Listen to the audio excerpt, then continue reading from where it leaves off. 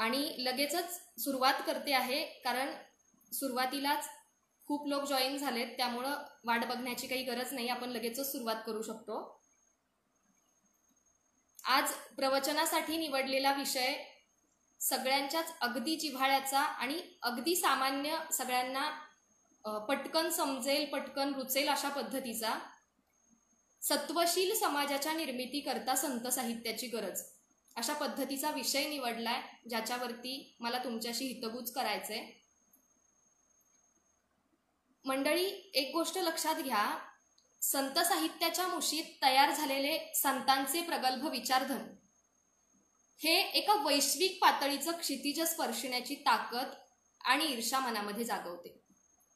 या क्षितिजाच्या सारस्वताचा अमूल्य ठेवा जो कोणी अभ्यासेल त्याच्या अंगी नक्कीच आत्मिक बळ आल्या वाचून राहत नाही. यास्तव प्रकृतीतून विकृती निर्माण न करता अवघ्या विश्वाला विश्वकल्याणाचा आदर्श घालून देण्याची गरज निर्माण होते. मग अशा वेळी अज्ञानरूपी डोहाच्या गर्तेत अगदी खोलवर गेलेल्या समाजातील ज्ञानरूपी अस्तित्वाला टिकवून ठेवण्यासाठी काही मानवरूपी परमात्मे जन्म घेतात. सत्याचा आणि ज्ञानाचा उदो उदो करणारी या महात्म्यांची लेखणी समाजातील अनिष्ट रूढी, प्रथा आणि परंपरांना मुठमाती देण्याचं काम करते.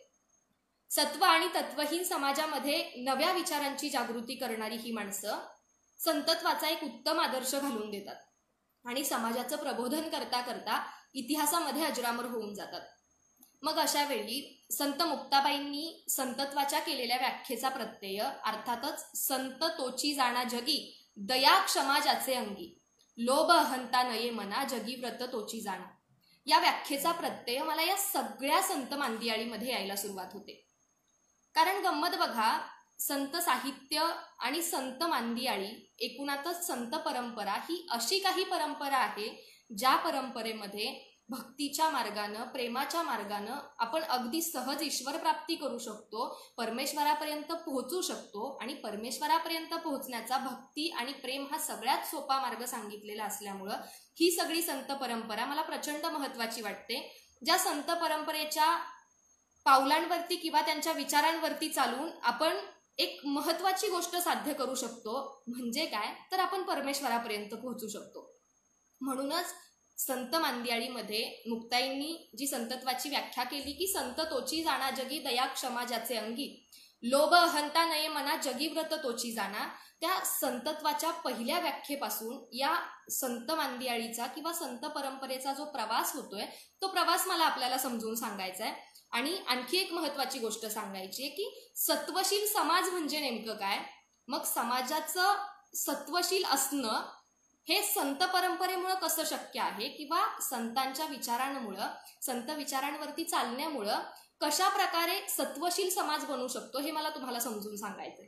तत्पूर्वी संतांनी सत्वशील समाज बनण्यासाठी नेमकं काय काय केलं याची एक छोटीशी उजळणी की संतांनी भाषेची अभिवृद्धी करणारं साहित्य निर्माण केलं. संतांनी भाषेची अभिवृद्धी करणारं साहित्य निर्माण केलं. आपल्या चारित्र्यानं, शिकवणीनं आणि साहित्यानं त्यांनी जाती व्यवस्थेची कर्मठ दृढता शिथिल केली. शूद्रांना ब्राह्मणांच्या बरोबरीने आध्यात्मिक अधिकार आणि सामाजिक महत्व सुद्धा दिलं.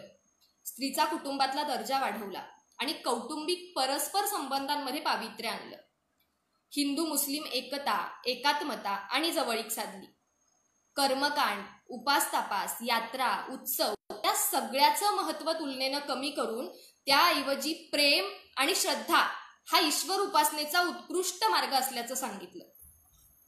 म्हणजे मी मघाशी जे सांगितलं की भक्ती आणि प्रेम, अगदी त्याच पद्धतीने संतांनी प्रेम आणि श्रद्धा हा ईश्वर उपासनेचा सर्वोत्कृष्ट मार्ग असल्याचं सांगितलं. बहुदेवतावाद नियंत्रित केला, समाजाला एकात्म केलं. विचार आणि कृती या दोन्ही दृष्टींनी राष्ट्राचं सामर्थ्य वाढवलं. परकीय सत्तेच्या जागी स्वदेशी सत्तेची पुनर्स्थापना करण्यासाठी त्यांनी देशाला आणि विशेष करून महाराष्ट्राला एक आध्यात्मिक बळ पुरवलं. आणि म्हणूनच की काय, संतांनी जे साहित्य निर्माण केलं ते समाजाच्या उद्धाराचं होतं, समाजाच्या कल्याणाचं होतं, समाजाला योग्य दिशा दाखवणारं होतं. कारण फक्त संवेदनशील असून चालत नाही, तर सत्वांचं पायीक व्हावं लागतं. तेव्हा कुठे जगण्याचं पसायदान जन्माला येतं आणि जगाच्या कल्याणाच्या भाषा बोलल्या जातात. याच जगाच्या कल्याणाच्या भाषा बोलण्यासाठी किंवा जगाचं कल्याण साधण्यासाठी आणि स्वत्वाच्या पलीकडे जाऊन समाजाचं आपण काहीतरी देणं लागतो, समाजासाठी आपण काहीतरी करायला हवं, ही भावना मनामध्ये निर्माण होण्यासाठी संत साहित्य मला प्रचंड गरजेचं वाटतं. मग संत साहित्यामध्ये आपल्याला सगळ्यात जवळचे वाटणारे किंवा सर्वसामान्य लोकांनी अगदी आपलेसे केलेले असे काही संत आहेत ज्यांच्यापासून मला सुरुवात करणं गरजेचं वाटतं. म्हणजे बघा, जर ज्ञानोबा माऊलींना आपण विचारलं तर ते म्हणतात की दुरितांचे तिमिर जाओ. ज्ञानोबा माऊलींना विचारलं तर ते म्हणतात की दुरितांचे तिमिर जाओ. प्राचीन ऋषीमुनींना विचारलं किंवा गौतम बुद्धांना विचारलं तर बुद्ध म्हणतात अत्त दीपो भव. आणि जर त्यांच्यानंतर प्राचीन ऋषीमुनींना विचारलं तर प्राचीन ऋषीमुनी म्हणतात तमसो मा ज्योतिर्गमय. म्हणजे बघा, काळ कुठलाही असो, ज्ञानोबा माऊली म्हणतायत दुरितांचे तिमिर जाओ, गौतम बुद्ध म्हणतात अत्त दीपो भव, आणि प्राचीन ऋषीमुनींना जर विचारलं तर प्राचीन ऋषीमुनी म्हणतात तमसो मा ज्योतिर्गमय.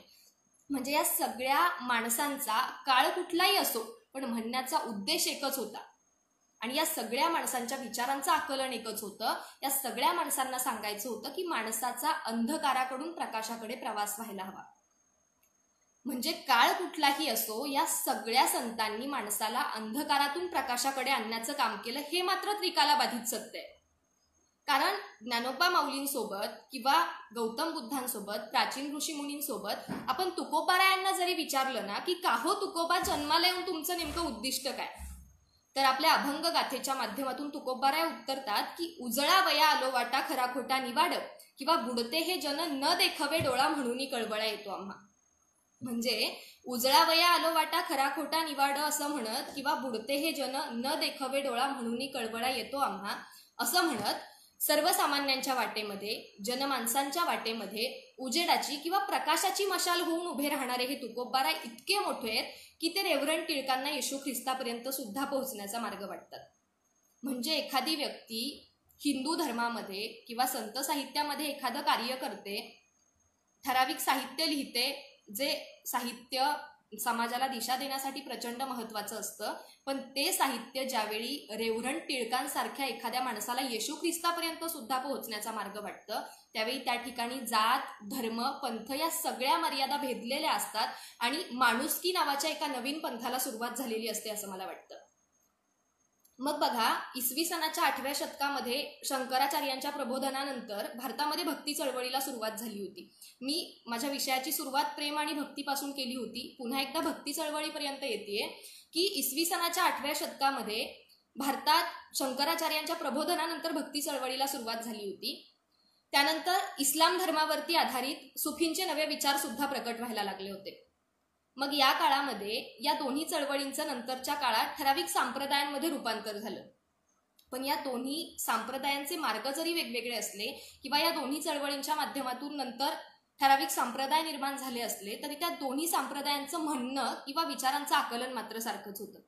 या दोन्ही संप्रदायांचं म्हणणं हे होतं की माणसाचा अंधकाराकडून प्रकाशाकडे प्रवास व्हायला हवा, किंवा एकूणातच काय तर रंजल्या गांजल्यांसाठी, जनमानसांसाठी आणि एकूणातच समाजाच्या उभारणीसाठी या सगळ्या संत मांदियाळीने, या सगळ्या संप्रदायातील लोकांनी आपल्या शब्दसमिधा अर्पण केल्या आणि सुसंस्कृत आणि प्रगल्भ अशा संत साहित्याला जन्म दिला. जे संत साहित्य समाजाच्या उद्धारासाठी नंतरच्या काळामध्ये प्रचंड गरजेचं ठरलेलं तुम्हाला आम्हाला सगळ्यांना पाहायला मिळतं. कारण काळजातली तळमळ शब्दांच्या रूपानं लेखणीतून पाझरताना समाजाचा आरसा होणं आणि जगाच्या कल्याणासाठी स्वतःला झोकून देणं हे तितकंच सोपं नाहीये. आणि फक्त संवेदनशील असून चालत नाही, तर सत्वांचं पायीक व्हावं लागतं. हे मी मगाशीच सांगितलं. तेव्हा कुठे जगण्याचं पसायदान जन्माला येत असतं. मग अशा वेळी जगण्याचं पसायदान जन्माला येणं म्हणजे नेमकं काय आणि समाजाच्या उद्धाराच्या दिशा मिळणं म्हणजे नेमकं काय, या सगळ्याचे अर्थ, या सगळ्याच्या व्याख्या, या सगळ्याचे मार्ग कुठपासून येत असतील तर ते मार्ग येतात संत साहित्यापासून. संत साहित्यापासून हे मार्ग पुढे येतात आणि समाजाच्या उद्धाराच्या नव्या दिशा देण्याचं काम करतात. ज्या तुकोबारायांचं बुडते हे जन न देखवे डोळा म्हणून कळवळा येतो आम्हा, किंवा हे मी मघाशी प्रमाणे सांगितलं तेच तुकोबाराय आणखी काही गोष्टी म्हणजे 21व्या शतकाचा विचार करत असताना 21व्या शतकासाठी प्रचंड गरजेच्या असलेल्या अशा काही गोष्टी सांगतात, ज्या गोष्टी आत्ता प्रचंड म्हणजे जाणून घेण्याची गरज आहे, सोबतच त्या अनुकरण्याची सुद्धा गरज आहे असं मला वाटतं. कारण तुकोबारायांच्या काळामध्ये सुद्धा जात धर्म पंथ यावरून होणारे वाद किंवा धर्माधर्मांमध्ये जी तेढ माजली होती, ती धर्माधर्मांमध्ये तेढ माजलेली असताना तुकोबाराय सगळ्यांना काय सांगतात किंवा समाजाला काय सांगतात हे जाणून घेणं गरजेचं आहे. कारण धर्माधर्मांमध्ये तेढ माजलेली असताना तुकोबाराय समाजाला म्हणतायत की विष्णुमय जग वैष्णवांचा धर्म भेदाभेद भ्रम अमंगळ. म्हणजे ज्या काळामध्ये जात धर्म पंथ या सगळ्या मर्यादा पाळल्या जात होता, म्हणजे त्या आजतागायतही पाळल्या जात आहेत यात काही वाद नाही, पण ज्या काळामध्ये त्या अगदी तीव्रतेने पाळल्या जात होत्या त्या काळामध्ये या सगळ्या धर्मांच्या पलीकडे जाऊन तुकोबाराय काय सांगतात की विष्णुमय जग वैष्णवांचा धर्म भेदाभेद भ्रम अमंगळ. ते इतक्यावरतीच थांबत नाहीत, तर धर्मांवरूनच आठवलं म्हणून सांगते, शूद्रांना वेद वाचण्याचा आणि ऐकण्याचा अधिकार नाकारणारी व्यवस्था तुकोबांनी कधीच स्वीकारली नव्हती. म्हणजे बघा, शूद्रांना वेद ऐकण्याचा आणि वाचण्याचा अधिकार त्या काळामध्ये नाकारला जात होता. त्या काळामध्ये त्यांना वेद वाचू दिले जात नव्हते, ऐकू दिले जात नव्हते, आणि त्या काळामध्ये तुकोबाराय ही व्यवस्था निमूटपणे स्वीकारत नाही, तर त्या विरोधामध्ये विद्रोह करतात, त्या विरोधामध्ये ठामपणे आपलं लेखन सादर करतात आणि त्यातून एक साहित्य जन्म घेतं. आणि तुकोबाराय म्हणतात की वेदांचा तो अर्थ आम्हासीच ठावा, एरांडी व्हावा भारमाथा. म्हणजे महत्वाची गोष्ट बघा, ज्या तुकोबारायांनी धर्म जात या सगळ्याच्या पलीकडे जाऊन शूद्रांसहित म्हणजे समाजातल्या तळागाळातल्या माणसांपर्यंत पोहोचण्याचं काम केलं, सर्वसामान्यांपर्यंत पोहोचण्याचं काम केलं, ते तुकोबाराय रेव्हरंड टिळकांना येशू ख्रिस्तापर्यंत पोहोचण्याचा मार्ग वाटले. त्याच्यामध्ये काही शंका नाही किंवा त्यामध्ये काही नवल सुद्धा आपल्याला वाटण्याचं कारण नाही. कारण तुकोबारायांनी सगळ्या माणसांना एकत्र केलं होतं आणि सगळ्या माणसांना आपण सगळे जीव सारखे आहोत ही भावना मनामध्ये रुजवण्याचं सुद्धा काम केलं होतं. तुकोबारायांच्या संदर्भानं एक आणखी गोष्ट सांगेन की 21व्या शतकामध्ये महिलांच्या संदर्भानं जे सगळे अन्याय अत्याचार हे सगळे प्रकार घडतायत, म्हणजे नुकतंच मध्यंतरी जे प्रकरण झालं, आपण सगळेजण या प्रकरणांशी परिचित आहोत आणि ही सगळी बलात्काराची प्रकरणं घडत असताना मला तुकोबाराय प्रचंड महत्वाचे वाटतायत. याला कारण असं आहे की ते म्हणतात पराविरा नारी रखुमाई समान. म्हणजे ज्या माणसानं प्रत्येक परकीय स्त्रीला किंवा परक्या प्रत्येक बाईमध्ये रखुमाई बघण्याचं काम केलं, तो माणूस किती मोठा असला पाहिजे किंवा त्या माणसाच्या विचारांची उंची किती मोठी असली पाहिजे हे जाणून घेणं गरजेचं आहे. फुकट आपण म्हणत नाही की अनुरेणुया थोकडा तुका आकाशा एवढा. तुकोबाराय आकाशा एवढे होतेच. याला कारण हे की तुकोबाराय आकाशा एवढे होण्याच्या पाठीमागची जी पार्श्वभूमी होती ती मी तुम्हाला आत्ताच सांगितली. ते फक्त इतक्यावरती सांगत नाहीत. मी आधी तुकोबाराय सांगतेय याचं कारण असं की मी एकेका संतावरती माझं विवेचन मांडण्याचा प्रयत्न करते आणि हे सगळे संत सत्वशील समाजासाठी कशा पद्धतीने गरजेचे आहेत हे पण सांगण्याचं काम करणार आहे. म्हणजे बघा, 21व्या शतकामध्ये जसे महिलांवरती अन्याय अत्याचार होत आहेत, अगदी त्याच पद्धतीने फक्त महिलांच्याच बाबतीत रूढी प्रथा परंपरा नाहीत, तर त्यासोबतच इतर सगळ्या क्षेत्रांमध्ये सुद्धा रूढी प्रथा परंपरा कर्मकांड या सगळ्याचं अगदी स्तोम माजलेलं दिसतं. आणि मग अशा वेळी ज्यावेळी भोंदूगिरीचं स्तोम वाढतं, भोंदूबाबांची प्रचंड चंगळ दिसते, अशा काळामध्ये तुकोबाराय या माणसांना उद्देशून म्हणतात की द्रव्य इच्छेसाठी करीत असे कथा, काय त्या पापिष्टा न मिळे खाया, पोट पोसावया तोंडे बडबडी, नाही धडफुडी एक गोष्टी. किंवा तुकोबाराय इतकंच म्हणून थांबत नाहीत, तर ते म्हणतात की ऐसे कैसे झाले बंधू, कर्म करोनी म्हणती साधू, अंगा लावणिया राख, डोळे झाकून करती पाप, लेवणी वैराग्याच्या कळा भोगी विषयाचा सोहळा, तुका म्हणे सांगू किती जळो तयांची संगती. म्हणजे बघा, ज्या तुकोबारायांनी त्या काळामध्ये अशा भोंदू माणसांची संगती जळू देत आणि चांगल्या माणसांची संगत लागू देत हे सांगितलं. म्हणजे संगत कुणाची लागायची, तर अर्थात संतांचे संगती मनोमार्ग गती अकळावा श्रीपती येणे बनते. म्हणजे बघा, ज्या माणसानं त्या काळामध्ये समाजाला योग्य उद्धाराची दिशा दिली, अर्थातच तो माणूस सत्वशील समाजाच्या निर्मिती करता प्रचंड गरजेचा असणार आहे. आता तुकोबारायांच्या आधी समाजाच्या उद्धाराची दिशा कुणी मिळवून दिली किंवा समाजाच्या उद्धाराचं सगळ्यात महत्वाचं काम कुणी केलं, तर ते ज्ञानोबारायांनी केलं होतं. म्हणजे इसवी सनाच्या 13व्या शतकामध्ये ज्ञानोबारायांनी अध्यात्मनिष्ठ लोकशाहीचं लोण पसरवलं. चंद्रभागेच्या वाळवंटी त्यांनी इसवी सनाच्या 13व्या शतकामध्ये आध्यात्मिक लोकशाहीचा पाया घातला आणि त्यानंतर ती आध्यात्मिक लोकशाही पुढच्या काळामध्ये रुजलेली पाहायला मिळते. पण हेच ज्ञानोबाराय म्हणजे मराठी भाषा ही ज्ञानभाषा आहे आणि ती ज्ञानभाषा सर्वसामान्यांच्या परिचयाची आहे, म्हणून सगळं साहित्य मराठीमध्ये निर्माण व्हायला हवं, ते लोकांना आपलंसं वाटायला हवं, असा काहीसा हट्ट करणारे होते. समाजाच्या उद्धारासाठी, सत्वशील समाजाच्या निर्मितीसाठी ज्ञानोबाराय कसे गरजेचे आहेत किंवा त्यांनी कशा प्रकारचं कार्य केलं हे मी तुम्हाला सांगतेय. म्हणजे बघा, ज्या ज्ञानोबारायांनी मराठी ही ज्ञानभाषा आहे आणि ती सर्वसामान्य माणसांना जवळची आहे हे लक्षात घेतलं होतं, ते ज्ञानोबाराय संस्कृत उच्च भाषा आहे, चांगली भाषा आहे हे जाणून होते, तरी सुद्धा संस्कृतच्या अथांग सागरातून कोसळणाऱ्या ज्ञानगंगेचा जर सर्वसामान्य माणसांना लाभ करून द्यायचा असेल तर अशा वेळी मराठी शब्दरूपी पायऱ्यांचा घाट बांधणं आवश्यक आहे हे त्यांना ज्ञात होतं. आणि म्हणूनच मराठी शब्दरूपी पायऱ्यांचा घाट बांधायचा आहे, म्हणून माझ्या मराठीची बोलू कौतुके परी अमृता तेही पैजा जिंके या लढिवाळपणे त्यांनी मराठी भाषेची कास धरली. म्हणजे ज्या माणसानं सर्वसामान्यांसाठी, विश्वाच्या कल्याणासाठी जे माणसांना हवंय किंवा जे माणसांना जवळचं वाटतंय, माणसांना आपलेसं वाटतंय ते देण्याचं काम केलं, अर्थातच तो माणूस समाजाच्या उद्धारासाठी प्रचंड गरजेचा आहे. पण ज्ञानोबांचं आयुष्य तितकंसं सोपं अजिबात नव्हतं. कारण ब्राह्मण असताना सुद्धा ज्या माणसाला आयुष्यभर प्रचंड छळाला सामोरं जावं लागलं, त्या काळच्या कर्मठ लोकांनी त्यांचा प्रचंड छळ केला, ते ज्ञानोबाराय त्या काळच्या कर्मठ समाजाच्या छळाला कंटाळून ज्यावेळी स्वतःला ताटीच्या आतमध्ये कोंडून घेतात, त्यावेळी त्यांना ताटीच्या आतून बाहेर काढण्यासाठी आणि पुन्हा एकदा विश्वकल्याणाची आठवण करून देण्यासाठी त्यांची लहानगी बहीण मुक्ताई ताटीचे अभंग आळवते. आणि ते आपल्याला माहितीये. पण मी आणखी एक एक्स्ट्राची गोष्ट सांगेन की मुक्ताईने फक्त ताटीचे अभंगच त्यावेळी आळवले नव्हते, तर ज्ञानोबांना ताटीच्या आतून बाहेर काढत असताना किंवा त्यांना ताटीच्या आतून बाहेर येण्याची विनवणी करत असताना मुक्ताई त्यांना पुन्हा एकदा विश्वकल्याणाची आठवण करून देते. आणि पुन्हा एकदा विश्वकल्याणाची आठवण करून देत असताना ती म्हणते की तुम्ही तरुणी विश्वतारा ताटी उघडा ज्ञानेश्वरा. म्हणजे ज्ञानोबांच्या आयुष्यामध्ये त्यांची प्रेरणा असणारे त्यांचे बंधू, सोबतच त्यांची बहीण सुद्धा होती, जी त्यांनी ताटीच्या आतमध्ये स्वतःला कोंडून घेतल्यानंतर आणि सगळ्या गोष्टींचा प्रचंड वीट आल्यानंतर त्यांना सांगते की तुम्ही तरुणी विश्वतारा ताटी उघडा ज्ञानेश्वरा. आणि त्यानंतर मग जगाच्या कल्याणाची भाषा बोलली जाते, अवघ्या विश्वाचं कल्याण साधणारं पसायदान जन्माला येतं, ज्ञानेश्वरीचा जन्म होतो किंवा या सगळ्याचा प्रवास होतोय. पण तत्पूर्वी मुक्ताईची प्रेरणा महत्वाची आहे आणि म्हणून समाजाच्या उद्धारासाठीचं या सगळ्या संत मांदियाळीचं कार्य प्रचंड महत्वाचं आहे. एक साधी गोष्ट बघा, आपण जर एखाद्या घरावरती गेलो तर आपल्याला आजूबाजूची 2-4 घरं दिसतात, किंवा आपण जर एखाद्या इमारतीवरती गेलो तर आपल्याला आजूबाजूचं संपूर्ण गाव दिसतं. जर आपण एखाद्या टॉवरवरती जाऊन उभे राहिलो तर आपल्याला आजूबाजूची 2-4 गावं सुद्धा दिसायला सुरुवात होते.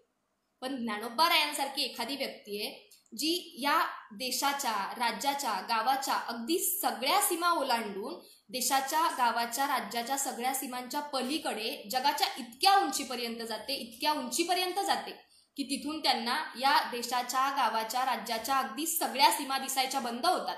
आणि या सगळ्या सीमांच्या पलीकडे गेल्यानंतर अवघ्या विश्वाचं कल्याण साधत असताना आपले ज्ञानोबाराय म्हणतात की हे विश्वची माझे घर, ऐसी मती जयाची स्थिर, किंबहुना चराचर आपण जाहला. याचंच फलित कुठे दिसतं तर ज्ञानोबारायांच्या हरिपाठामध्ये दिसलेलं पाहायला मिळतं. कारण अवघाची संसार सुखाचा करीन आनंदे भरीन तीही लोक, हे ज्ञानोबारायांच्या ज्या ओळी आहेत त्या या सगळ्याचं सार्थ सांगताना दिसतात. कारण आपण अवघाची संसार सुखाचा करीन, आपला 4 भिंतींचा, 4 चौकटीचा संसार इथपर्यंतच आपली मजल जाते. पण ज्ञानोबारायांनी जो संसार सांगितला होता तो अवघ्या विश्वाचं कल्याण साधणारा, अवघ्या विश्वाचा संसार ज्ञानोबारायांनी सांगितला होता. आणि म्हणूनच त्यांचं सुद्धा समाजाच्या उद्धारासाठीचं, सत्वशील समाजाच्या निर्मितीसाठीचं कार्य मला प्रचंड महत्वाचं वाटतं. जे कार्य सत्वशील समाजाच्या निर्मितीसाठी महत्वाचं ठरलं, सोबतच अध्यात्मनिष्ठ लोकशाहीचा पाया त्यांनी घातल्यामुळे अध्यात्मनिष्ठ लोकशाहीसाठी सुद्धा ते प्रचंड महत्वाचं ठरलं होतं. आता ज्ञानोबांनंतर मराठी भाषेची कास किंवा ज्ञानोबांचा आदर्श कोणी घेतला तर तो संत एकनाथांनी घेतलेला दिसतो.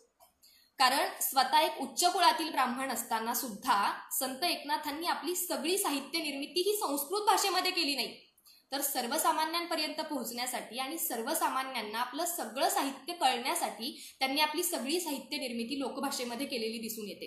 वेगवेगळ्या प्रकारची भारुडं लिहिलेली दिसून येतात आणि म्हणूनच ज्ञानोबांचा हाच आदर्श स्वतः एक उच्च कुळातील ब्राह्मण असताना सुद्धा एकनाथ घेतात आणि म्हणून संत एकनाथ प्रबोधनकार ठाकरेंना उच्च कुळातील ब्राह्मण असताना सुद्धा एक आदर्श माणूस वाटतात आणि म्हणून प्रबोधनकार ठाकरे त्यांना म्हणतात की ते खरे ब्राह्मण होते. याचा अर्थ काय तर उच्च कुळातील ब्राह्मण असताना सुद्धा ज्या माणसानं सर्वसामान्यांच्या वेदना जाणल्या, सर्वसामान्यांच्या पर्यंत तळागाळातल्या लोकांपर्यंत पोहोचण्यासाठीचं जे लोकभाषेचं माध्यम आहे ते निवडलं, तो माणूस सुद्धा समाजाच्या उद्धारासाठी अर्थातच महत्वाचा आहे. आता संत नामदेवरायांच्या संदर्भामध्ये जे सांगितलं जातं की ते रोटीचं गाठोडं घेऊन गेलेल्या कुत्र्याच्या पाठीमागं तुपाची वाटी घेऊन गेले होते. आपल्या सगळ्यांना हे परिचित आहे, पण मी असं म्हणेन की रोटीचं गाठोडं घेऊन गेलेल्या कुत्र्याच्या पाठीमागं संत नामदेवराय तुपाची वाटी घेऊन गेले की नाही मला माहिती नाही, पण केशव कलंधर नावाच्या महारोग्याला उराशी कवटाळणारे संत नामदेवराय मला माणसातलं एक उत्तम दैवत वाटतात. इतकंच नाही तर ज्यावेळी ते भागवत धर्माची पताका पंजाब पर्यंत घेऊन जाण्याचं काम करतात त्यावेळी नक्कीच समाजाच्या उद्धाराची दिशा किंवा स्वत्व संपून मानव कल्याणासाठीची जी दिशा त्यांना गवसलेली होती ती नंतरच्या काळामध्ये समाजाला दिशा भेटण्यासाठी प्रचंड महत्वाची ठरलेली होती. हे जाणूनच घेतलं पाहिजे असं मला वाटतं. आता सगळ्या वीरशैव मराठी संतांचं प्रेरणास्थान असलेले महात्मा बसवेश्वर, ज्यांनी इसवी सनाच्या 12व्या शतकामध्ये पहिला आंतरजातीय विवाह लावण्याचं काम केलं, ते महात्मा बसवेश्वर सुद्धा समाजाच्या उद्धारासाठी महत्वाची भूमिका बजावतायत. मी मुद्दाम म्हणूनच ज्ञानोबा, तुकोबा, एकनाथ, नामदेव या सगळ्या संत परंपरेच्या थोडंसं पलीकडे जातीये, कारण जे आपल्याला जवळचे वाटणारे संत आहेत, आपल्याशी परिचित असणारे संत आहेत, त्यांच्या पलीकडे सुद्धा अशा कितीतरी व्यक्ती होऊन गेल्या ज्यांनी समाजाच्या उद्धारासाठी प्रचंड महत्वाचं कार्य केलं होतं. महात्मा बसवेश्वरांनी पहिला आंतरजातीय विवाह इसवी सनाच्या 12व्या शतकामध्ये लावला. त्यानंतर महानुभाव पंथातले श्री चक्रधर स्वामी आपल्याला सगळ्यांना परिचित आहेतच. त्या महानुभाव पंथातल्या श्री चक्रधर स्वामींनी पहिल्यांदा चातुर्वर्ण्य व्यवस्थेला विरोध केला होता. म्हणजे मी मागाशी जसं सांगितलं की काळ कुठलाही असो, या सगळ्या माणसांच्या विचारांचं आकलन एकच होतं. म्हणजे तुकोबांना मगाशी मी ज्यावेळी सांगितलं त्यावेळी तुकोबांबद्दल सांगत असताना जात, धर्म, पंथ या सगळ्या मर्यादा ओलांडून त्याच्या पलीकडे गेलेली एक उच्च विभूती असं मी म्हटलं. अगदी त्याचप्रमाणे महानुभाव पंथातल्या श्री चक्रधर स्वामींनी सुद्धा चातुर्वर्ण्य व्यवस्थेला विरोध केला होता आणि म्हणूनच जात, धर्म, पंथ या सगळ्या मर्यादा ओलांडून त्याच्या पलीकडे गेलेली ही व्यक्ती सुद्धा समाजाच्या उद्धारासाठी महत्वाची होती. मग नंतरच्या काळामध्ये समर्थ रामदासांनी संघटनात्मक समाजाचा विचार केला, हे आपल्याला सगळ्यांना माहितीये. पण समर्थ रामदासांनी संघटनात्मक समाजाचा विचार करत असताना सोबतच एक गोष्ट केली होती की युवकांच्या मनामध्ये वीरवृत्तीची जोपासना केली होती. म्हणजे ज्या माणसानं युवकांच्या मनामध्ये वीरवृत्तीची जोपासना केली त्या माणसानं नंतरच्या काळामध्ये म्हणजे स्वातंत्र्य लढ्याच्या काळात आणि स्वातंत्र्योत्तर काळामध्ये सुद्धा कित्येक युवकांच्या मनामध्ये एक प्रेरणास्थान निर्माण केलं होतं. आणि म्हणून समर्थ रामदास सुद्धा संघटनात्मक समाजाचा विचार केला म्हणून वीरशैव पंथांचं मी बसवेश्वरांचं सांगितलं म्हणून बसवेश्वर सुद्धा सोबतच रामदासांनी सगळ्या युवकांना एकत्र केलं होतं, वीरवृत्तीची त्यांच्यामध्ये जोपासना केली होती. म्हणून ही सगळी संत मांदियाळी समाजाच्या उद्धारासाठी मला प्रचंड महत्वाची वाटते. किंवा एक महत्वाची गोष्ट आहे बघा, समर्थ रामदासांच्या नंतर जे संत गाडगे बाबा आपल्याला सगळ्यांना परिचित आहेत, या सगळ्या माणसांच्या पुढे संत ही उपाधी लागली. याला कारणच आहे की या सगळ्या संतांनी समाजाच्या उद्धाराचं काम केलं होतं. आणि मुक्ताई म्हणतात संत तोची जाणा जगी दया क्षमा ज्याचे अंगी. या सगळ्या माणसांच्या मनामध्ये दया आणि क्षमा या सगळ्या भावना होत्या आणि म्हणूनच ही सगळी माणसं मला समाजाच्या उद्धारासाठी महत्वाची वाटतात. तर मी संत गाडगे बाबांबद्दल बोलत होते, ज्या संत गाडगे बाबांनी पंढरीच्या तीरी, पंढरीच्या वाळवंटामध्ये, चंद्रभागेच्या वाळवंटामध्ये पंढरीच्या पांडुरंगाचं दर्शन घेण्याऐवजी हातामध्ये खराटा घेतला आणि हातामध्ये खराटा घेऊन त्या ठिकाणी स्वच्छता करण्याचं काम केलं, ते संत गाडगे बाबा हे समाजाच्या उद्धाराची एक आदर्श दिशा आहेत. कारण 21व्या शतकामध्ये आपल्याला स्वच्छतेसाठी वेगवेगळ्या योजना राबवाव्या लागत असताना ज्या संत गाडगे बाबांनी दगडामध्ये देव शोधण्याच्या ऐवजी माणसात देव शोधा हे तत्व सांगितलं, हे तत्व रुजवण्याचं काम केलं, ते मानवतेच्या उंचीपर्यंत गेलेले संत गाडगेबाबा सत्वशील समाजाच्या निर्मितीसाठी प्रचंड महत्त्वाचे ठरले. त्यासोबतच संत तुकडोजी महाराजांच्या संदर्भानं एक प्रमाण सांगेन की त्या माणसानं देशापेक्षा ग्रामोद्धाराला जास्त महत्त्व दिलं. ग्रामोद्धार आणि ग्रामनिर्मिती ही आपल्या जीवनाची तत्व मानली आणि म्हणूनच गाव हा देशाचा नकाशा आणि गावावरून देशाची परीक्षा असं म्हणण्याचं त्यांनी काम केलं होतं. म्हणूनच की काय कुठल्याही कार्याची सुरुवात ही छोट्यातल्या छोट्या गोष्टीपासून होते असं आपण म्हणतो. अगदी त्याच पद्धतीने जर आपल्याला देशाचा विकास साधायचा असेल तर देशाचा विकास साधण्यासाठी आपल्याला त्याच्या आधी गरजेचं काय तर गावापासून सुरुवात करणं गरजेचं आहे. हा संदेश नुसता संदेश नव्हे तर मोलाचा संदेश संत तुकडोजी महाराजांनी रुजवला होता, राष्ट्रसंत तुकडोजी महाराजांनी रुजवला होता. म्हणून ते सुद्धा समाजाच्या उद्धारासाठी एक महत्वाची भूमिका बजावत असताना मला दिसतात. आता मी इतका वेळ झाले बोलतीये आणि एवढा वेळ बोलत असताना मला अर्धा तासाच्या काळामध्ये म्हणजे जवळपास अर्धा तास मला झालाय मी बोलतीये आणि अर्धा तासाच्या काळामध्ये मी मुक्ताई सोडल्या तर इतर कुठल्याही संत कवयित्रीचं नाव अजून घेतलेलं नाहीये. त्यामुळं एक महिला म्हणून मला ज्या संत कवयित्रींनी समाजाच्या उद्धारासाठी कार्य केलं त्यांच्या संदर्भानं बोलणं अधिक गरजेचं वाटतंय.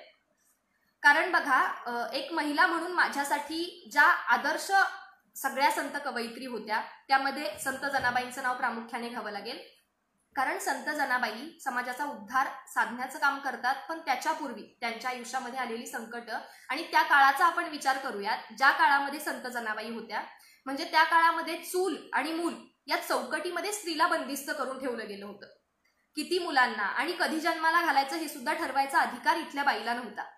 त्या काळामध्ये या सगळ्या रूढी प्रथा आणि परंपरांच्या बेड्या झुगारून देताना आपल्याला संत जनाबाई दिसते आणि सरळ सरळ म्हणते की डोईचा पदरा आला खांद्यावरी भरल्या बाजारी जाईन.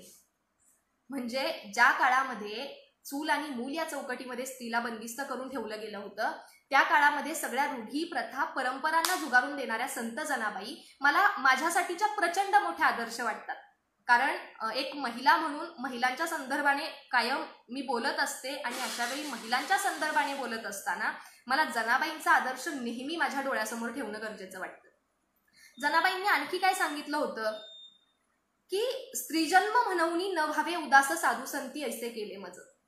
त्या काय सांगतायत की स्त्रीचा जन्म तुम्हाला मिळाला म्हणून तुम्ही उदास होऊ नका. आणि म्हणून मला जनाबाई माझ्यासाठी आणि एकूणातच महिला जातीसाठी प्रचंड मोठ्या आदर्श वाटतात. गंमत बघा, जनाबाई म्हणतात स्त्रीजन्म म्हणून न व्हावे उदास साधू संती ऐसे केले मज. जर आपण सोयराबाईंकडे गेलो तर सोयराबाई म्हणतात स्त्रीचे शरीर पराधीन देह न चाले उपाव विरक्तीचा. बघा, जनाबाई म्हणतात स्त्रीजन्म म्हणून न व्हावे उदास साधू संती ऐसे केले मज. सोयराबाई म्हणतात स्त्रीचे शरीर पराधीन देह न चाले उपाव विरक्तीचा. आणि जर आपण बहिणाबाईंकडे गेलो तर बहिणाबाई म्हणतात की आमुचे सुख दुःख कोण दुजावारी तुम्हीच श्रीहरी मायबाप. एकूणातच काय मला यातून सांगायचंय काय तर या सगळ्या संत कवयित्रींनी त्या काळामध्ये महिलांचं जे दुःख जाणलं आणि महिलांच्या संदर्भाने त्यांनी जे लिहिलं जे समाजासमोर आलं ते नंतरच्या काळामध्ये कितीतरी महिलांसाठी प्रेरणा बनून राहील. आणि म्हणूनच सत्वशील समाजाच्या निर्मितीसाठी आणि समाजाच्या उद्धारासाठी या सगळ्या संत कवयित्रींचं कार्य सुद्धा मला तितकंच महत्वाचं वाटतं. हे तितकंच महत्वाचं आहे याचं कारण आहे की मी एक महिला आहे आणि एक महिला म्हणून महिलांच्या संदर्भानं कार्य केलेल्या या सगळ्या संत कवयित्री माझ्यासाठी प्रचंड आदर्श आहे. आणि म्हणून मला या सगळ्या संत कवयित्रींचं कार्य सुद्धा समाजाच्या उद्धारासाठी प्रचंड गरजेचं वाटतं. गंमत बघा, आतापर्यंत मी खूप साऱ्या संतांची नावं सांगितली, त्यांचं कार्य अगदी थोडक्यामध्ये सांगण्याचा माझ्या परीने प्रयत्न केला. पण या सगळ्या संतांनी कार्य केलं त्याची सगळ्यात मोठी प्रेरणा किंवा त्या सगळ्याचं फलित काय होतं तर राष्ट्रजोडणी. राष्ट्रजोडणी आणि राष्ट्र उभारणी ही सगळ्यात मोठी दोन तत्व ह्या सगळ्या संतांच्या कार्याची होती. आता राष्ट्रजोडणीची तत्व कुठली तर सामाजिक दृष्ट्या, ऐतिहासिक दृष्ट्या, भौगोलिक दृष्ट्या, धार्मिक दृष्ट्या आणि भाषिक दृष्ट्या राष्ट्रीय एकता आणि एकात्मता साधणं ही राष्ट्र उभारणीची 5 महत्वाची तत्व आहेत. जी राष्ट्र उभारणीची 5 महत्वाची तत्व या सगळ्या संत मांदियाळीनं रुजवली. मग रुजवली तर ती कशा प्रकारे रुजवली आणि त्यांनी ही तत्व रुजवत असताना ती समाजाच्या मनापर्यंत पोहोचल्यानंतर त्याचा प्रवास समाज उन्नतीकडे कसा झाला हे आपण बघूयात. की या सगळ्या संतांनी राष्ट्र उभारणीची 5 तत्व रुजवली. म्हणजे सामाजिकदृष्ट्या, भौगोलिकदृष्ट्या आणि ऐतिहासिकदृष्ट्या, भाषिकदृष्ट्या, धार्मिकदृष्ट्या त्यांनी एकता आणि एकात्मता साधली. ही एकता आणि एकात्मता कशा पद्धतीने किंवा कुठल्या मार्गाने साधली, तर ती साधण्याचा महत्वाचा मार्ग होता प्रेम आणि भक्ती. कारण भक्ती प्रेमाविन ज्ञान नको देवा, अभिमान नित्य नवा तया माझी, प्रेम सुख देई प्रेमाविन नाही समाधान. म्हणजे या सगळ्या संतांनी भक्तीच्या आणि प्रेमाच्या मार्गानं ही सगळी एकता एकात्मता साधण्याचं काम केलं. आणि एकता एकात्मता साधत असताना त्यांनी जो संतांचा किंवा संत परंपरेचा आदर्श घालून दिला तो 21व्या शतकामध्ये आपल्याला प्रचंड गरजेचा आहे. कारण बघा, भक्ती आणि प्रेम याचा उल्लेख मी बरेचदा करण्याचं कारण असं की एखाद्या व्यक्तीला भक्ती आणि प्रेमाच्या मार्गाने मिळालेलं ज्ञान हे कधीही अहंकाराकडे घेऊन जात नाही. पण जर त्या व्यक्तीकडे नम्रता नसेल, त्या व्यक्तीकडे भक्ती आणि प्रेमाच्या मार्गाने मिळालेलं ज्ञान नसेल किंवा ज्ञान मिळाल्यानंतर त्या माणसाच्या अंगी नम्रता शिल्लक नसेल, तर अर्थात तो माणूस अहंकाराच्या आहारी जातो.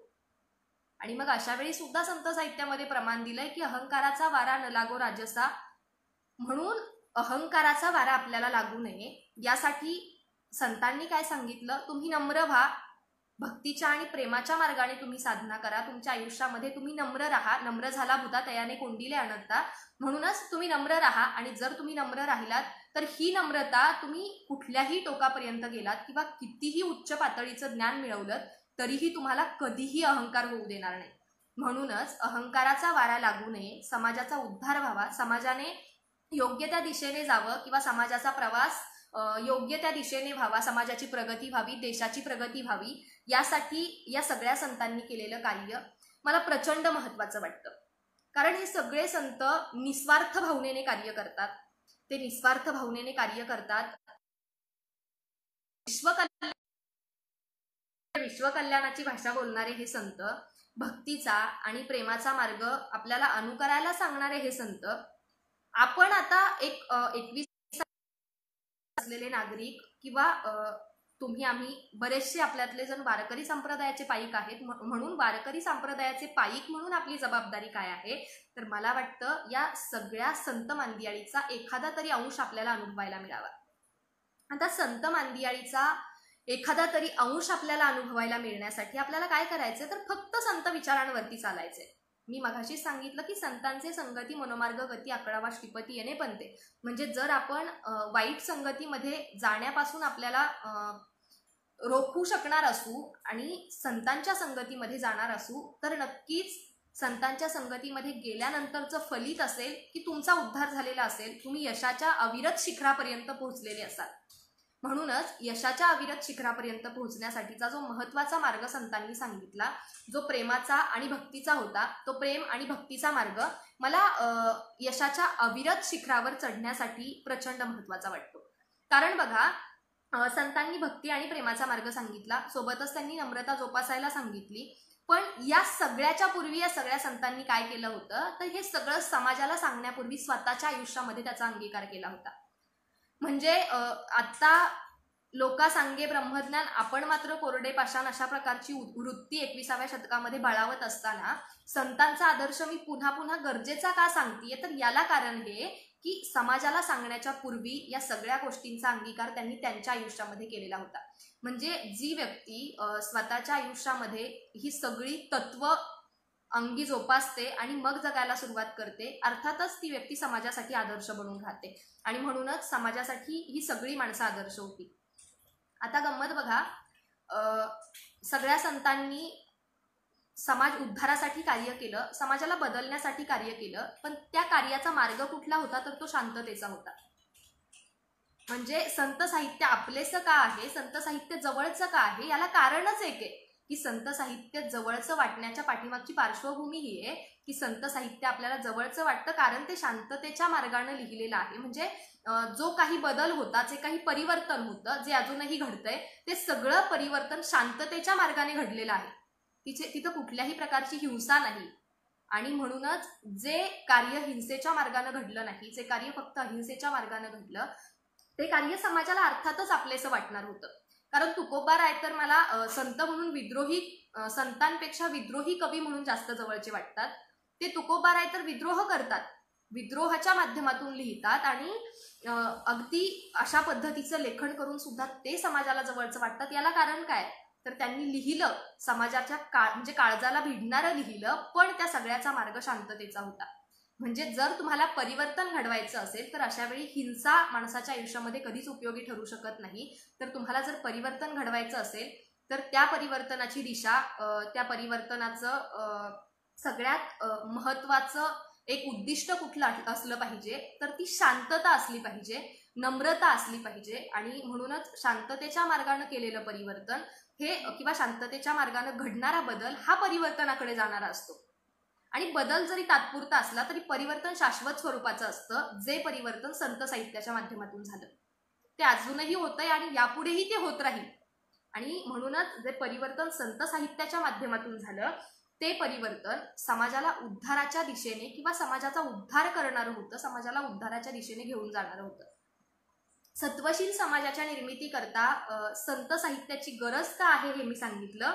पण सत्वशील समाज निर्माण झाल्यानंतर, किंवा सत्वशील समाज निर्माण होत असताना समाजाने संत साहित्याचा अंगीकार कशा पद्धतीने केला पाहिजे ही दुसरी महत्वाची गोष्ट सुद्धा मी सांगितली, की आपल्याला फक्त संतांच्या विचारांवरती चालायचे. संतांच्या विचारांवरती चालत असताना आपल्याला मनामध्ये कुठल्याही प्रकारचे षड्रिपू येऊ द्यायचे नाहीत, ही महत्वाची गोष्ट आहे. कारण काम, क्रोध, मोह, माया, मत्सर, मद हे सगळे षड्रिपू जर माणसाच्या मनामध्ये प्रवेश करणार असतील तर तिथपासून माणसाचा प्रवास हा उन्नतीकडे न होता विनाशाकडे व्हायला सुरुवात होते. आणि समाजाला विनाशातून बाहेर काढण्यासाठीच पुन्हा एकदा मग संत साहित्य गरजेचं असतं. कारण उजळावया आलोवाटा खरा खोटा निवाड, किंवा बुडते हे जन न देखवे डोळा म्हणून कळवळा येतो आम्हा. मी सुरुवातीलाच सांगितलं की हे तुकोबाराय म्हणतात. ज्ञानोबाराय, गौतम बुद्ध, प्राचीन ऋषीमुनी सुद्धा सांगतात की माणसाचा अंधकाराकडून प्रकाशाकडे प्रवास व्हावा.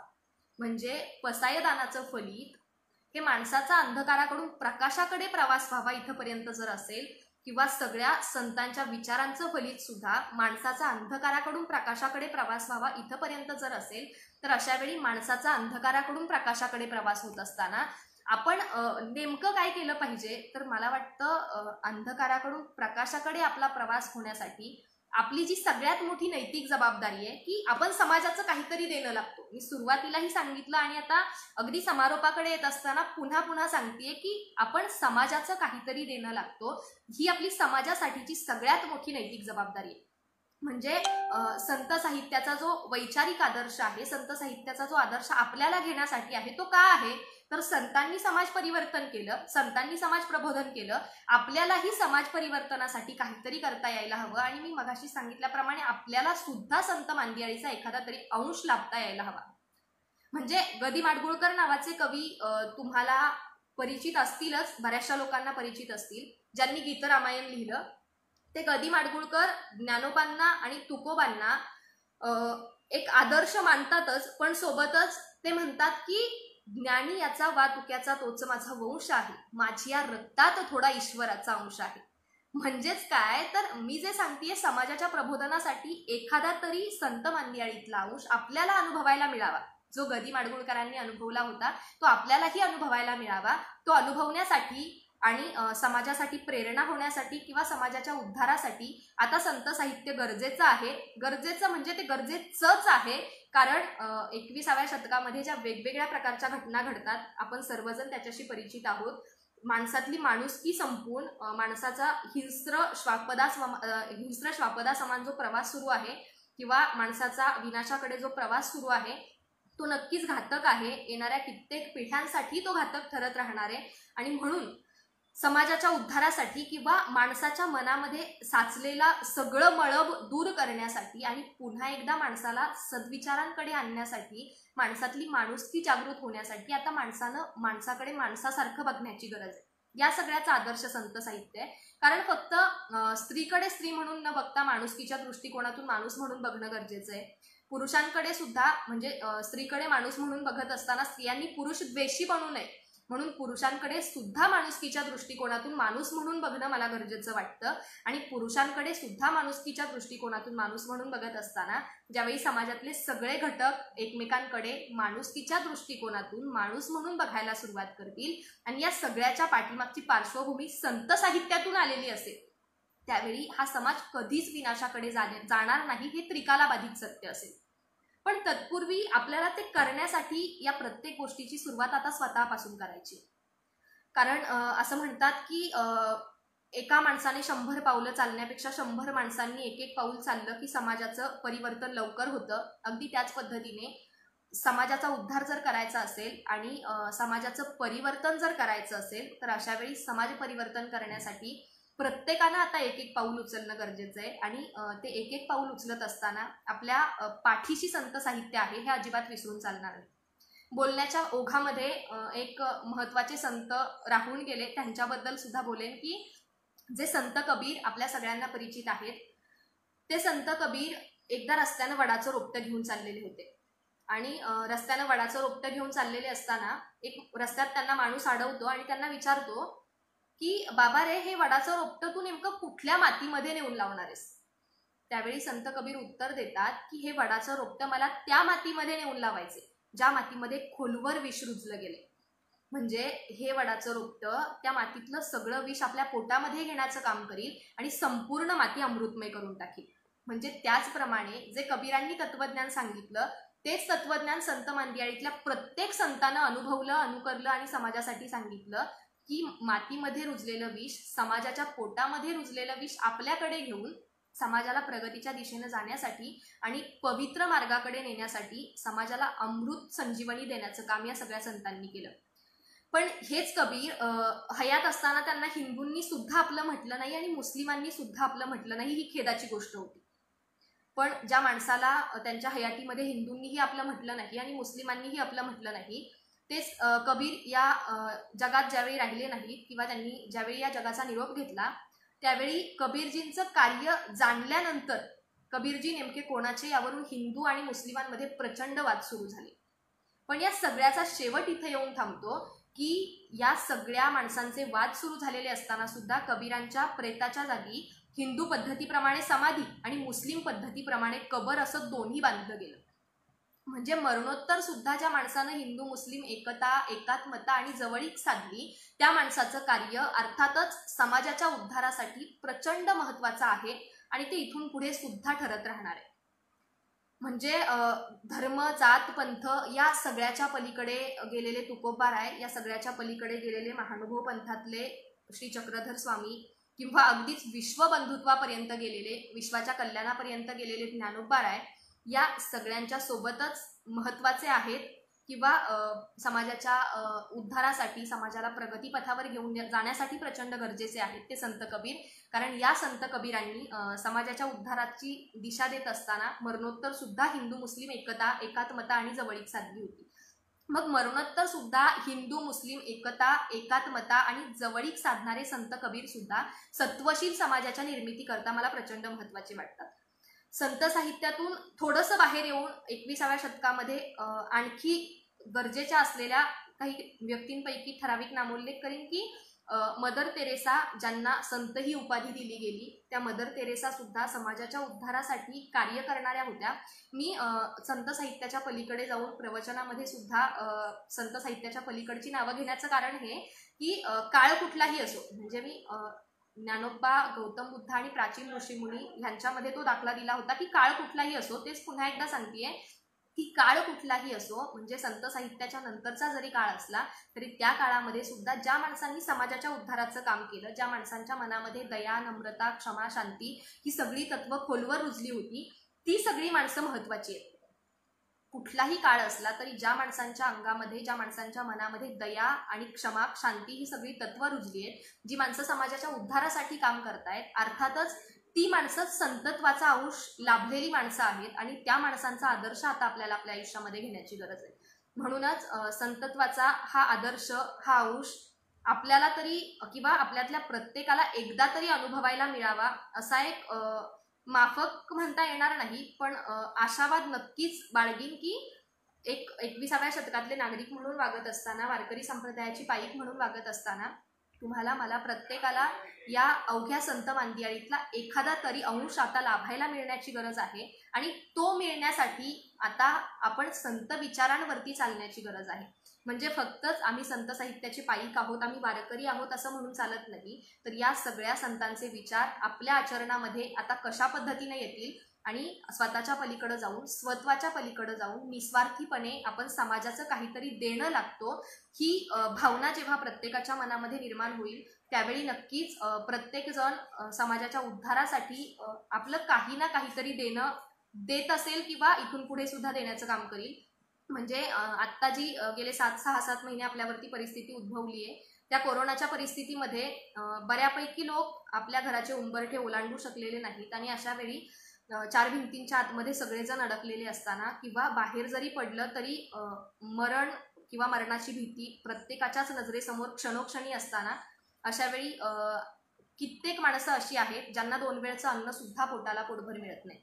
म्हणून अशा वेळी संत साहित्यात जी प्रेरणा होती किंवा जो आदर्श होता तो आता आपल्याला कशा पद्धतीने अंगीकारायचा आहे किंवा संतांच्या विचारावरती चालायचं हे मी मगापासून सांगते, पण ते कशा पद्धतीने चालायचं हे सांगते की आत्ता कोरोनाच्या काळामध्ये कितीतरी माणसं अशी आहेत ज्यांना 2 वेळचं अन्न सुद्धा पोटाला पोटभर मिळत नाही. अशा परिस्थितीमध्ये 2 वेळचं पोटभर जेवू शकणाऱ्या माणसांनी 2 वेळचं अन्न सुद्धा पोटाला नीट न मिळणाऱ्या माणसांची थोडीफार मदत करण्याचा प्रयत्न केला. आणि अशा माणसांच्या मदतीला जर धावून गेले तर नक्कीच तो सुद्धा समाजाच्या उद्धारासाठीचा आणि संत साहित्याचा एक सगळ्यात मोठा आदर्श असेल.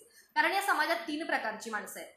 एक म्हणजे 2 वेळचं अन्न पोटाला पोटभर मिळतंय पण खाल्लेलं पचत नाही म्हणून हॉस्पिटलला जाणारी माणसं, किंवा 2 वेळचं खाऊ शकत नाही म्हणजे समोर ताटात अन्न पोटभर आहे पण वेगवेगळ्या आजारांनी त्रस्त आहेत म्हणून हॉस्पिटलला जाणारी माणसं. आणि तिसरा एक समाज घटक आहे, जो समाज घटक इतक्या दारिद्र्यामध्ये जीवन जगतोय की 2 वेळचं अन्न सुद्धा पोटाला पोटभर मिळत नाही म्हणून अन्नाविना भुकेनं तडफडून मरणारी माणसं या समाज घटकामध्ये येतात. अशा वेळी संत साहित्याचा आदर्श कशा प्रकारे घ्यायचा आहे तर या 3ही समाज घटकांचा ज्यावेळी एकमेकांशी सूर मिसळला जाईल आणि एकमेकांशी सूर मिसळल्यानंतर त्यातून निर्माण होणारी मानवता किंवा त्यातून निर्माण होणारं बंधुत्व, विश्वबंधुत्व हे विश्वाच्या कल्याणाचं असेल, समाजाच्या कल्याणाचं असेल, समाजाच्या उद्धाराचं असेल, हे जाणून घेणं आता गरजेचं आहे. सोबतच बघा, यावरूनच म्हणजे समाजातल्या 3 घटकांसोबत किंवा मी नुकताच कबीरजींचा सुद्धा उल्लेख केला त्यावरून हिंदू मुस्लिम एकता, एकात्मता आणि जवळीक साधण्यासंदर्भातलं एक उदाहरण सांगेल की संत साहित्यामध्ये आपण जे प्रमाण कायम ऐकतो की लहानपण देगा देवा मुंगी साखरेचा रवा, ते लहानपण का हवंय? समाजाचा उद्धार मी म्हटलं त्यासाठी लहानपण हवंय. आता तुम्हाला थोडंसं हे ऐकायला विचित्र वाटेल की लहानपण आणि समाजाचा उद्धार याचा काही संबंध येत नाही, पण मी थोडंसं स्पष्ट करून सांगते की दंगल नावाची एक कथा आहे, ज्या कथेमध्ये एक हिंदू आणि एक मुस्लिम अशी 2 मुलं एकत्र खेळत असताना दोघांची खेळता खेळता भांडणं होतात. दोघांची भांडणं हा पालकांच्या प्रतिष्ठेचा प्रश्न बनतो. मग तो कशा पद्धतीने बनतो तर ही दोन्ही मुलं आपापली भांडणं घेऊन आपापल्या पालकांपर्यंत जातात आणि या दोन्ही छोट्या मुलांची भांडणं, एक हिंदू आणि एक मुस्लिम मुलगा, या दोन्ही छोट्या मुलांची भांडणं हा त्यांच्या आईवडिलांच्या प्रतिष्ठेचा प्रश्न बनतो आणि त्यातून हिंदू मुस्लिम दंगल उसळते. पण कथेचा शेवट मात्र अतिशय मार्मिक शब्दांमध्ये होतो.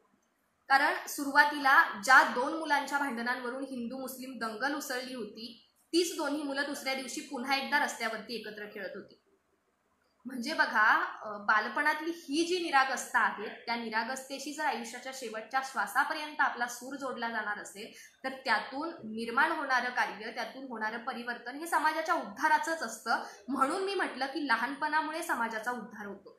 अर्थातच तुम्ही कितीही मोठे झालात तर बालपणातली निरागसता तुमच्यामध्ये अबाधित राहायला हवी. आणि जर बालपणातली निरागसता तुमच्यामध्ये अबाधित राहणार असेल तर अशा वेळी संतांनी सांगितलेले सगळे विचार अंगीकारायला आपल्याला अजिबात जड जाणार नाही किंवा संतांनी सांगितलेल्या सगळ्या विचाराचं अनुकरण करून परिवर्तनासाठी, समाजाच्या उद्धारासाठी कार्य करायला आपल्याला अजिबात जड जाणार नाही.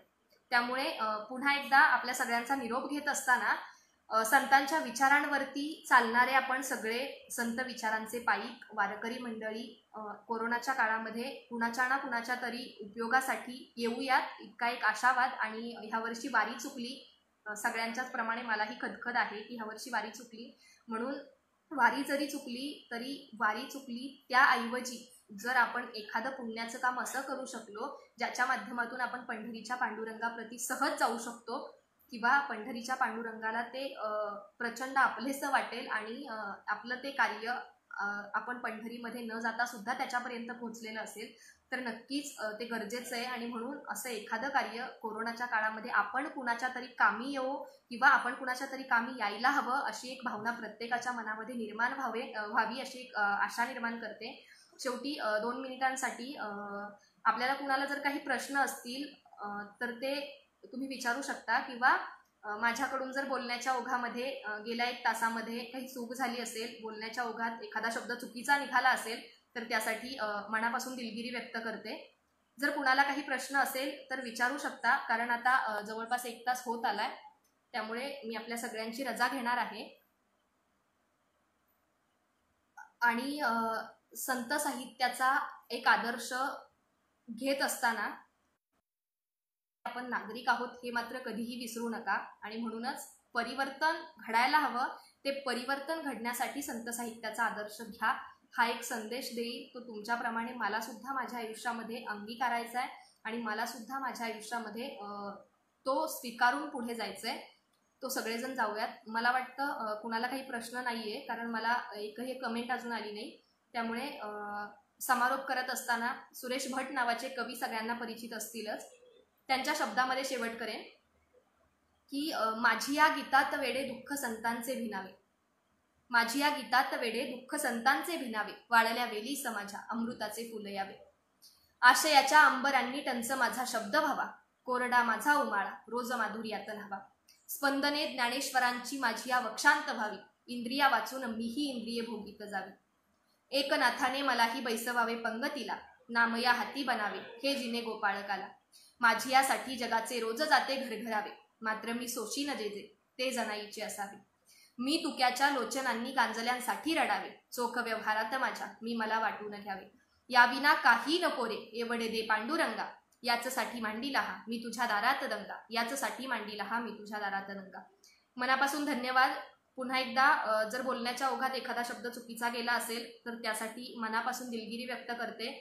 आणि मला या ठिकाणी बोलायला संधी दिली त्याबद्दल पुन्हा एकदा अखिल भारतीय वारकरी मंडळाचे राष्ट्रीय अध्यक्ष प्रकाश महाराज बोधले आणि अखिल भारतीय वारकरी मंडळाचे सोलापूर जिल्ह्याचे अध्यक्ष हरिभक्तपरायण किरण महाराज बोधले, या सगळ्यांचं मनापासून आभार मानते आणि आपल्या सगळ्यांची रजा घेते. मनपूर्वक धन्यवाद. रामकृष्ण हरी.